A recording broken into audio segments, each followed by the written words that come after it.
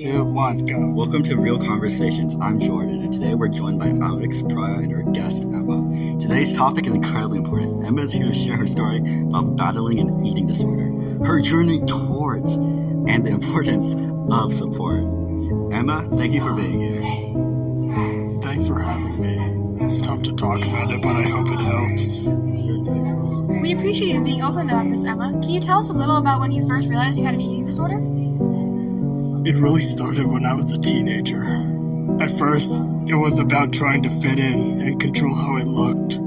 But over time, it became obsessive, and I was restricting food and over-exercising. I didn't realize how bad it had gotten until my health started to suffer.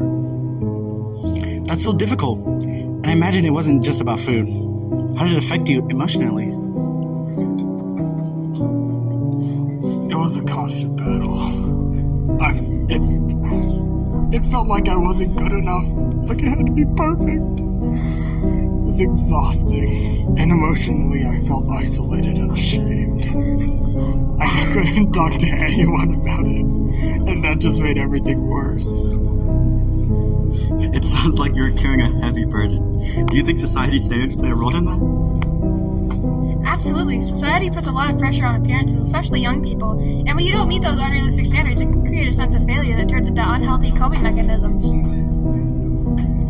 Yes, I think it's not just about looks, but about feeling like you have to do it all or be perfect. When you feel like you can't keep it up, it's easy for those feelings of inadequacy to spiral into something more harmful. Exactly. I started to think if I didn't look a certain way, I wasn't worthy. That belief only made things worse. It wasn't about food. It was about control. About trying to hold on to something in a world that felt so out of my hands. Thanks for sharing that. So when did you decide to get help? It wasn't easy. I remember a friend pulled me aside and said, "I'm worried about you." That was a wake-up call. I finally realized I couldn't handle it alone. And I reached out for therapy and joined a support group. It was scary, but it was the beginning of my healing. It's so brave that you took that step, especially since it's hard to admit that we need help. How did you feel about seeking professional help? I was nervous and ashamed at first, but eventually I realized that reaching out for help isn't a sign of weakness. It's a sign of strength. It was a big step, and it's something I don't regret. That's such an important point. Recovery isn't about perfection, it's about progress. Looking back, how do you feel about where you are now?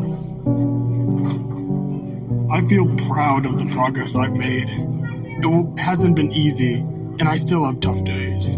But I'm learning to appreciate my body for what it does rather than how it looks. It's a journey, but I'm stronger for it. Yay! That's incredible, Emma. And for anyone out there listening who's struggling, I would listen to that.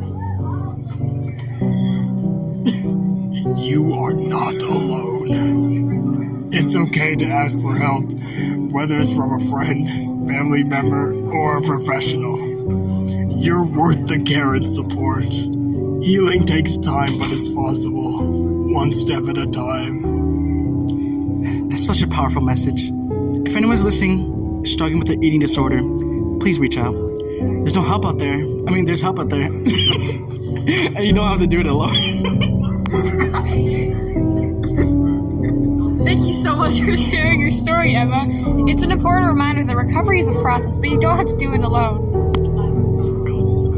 Thank you. I hope sharing my story helps someone else feel less alone. And thank you to our listeners for tuning in today. And if you or someone you know is struggling with an eating disorder, remember that there's help. You are not alone in this journey. Until next time, take care of yourself and each other. Take care, everyone. Bye. Bye.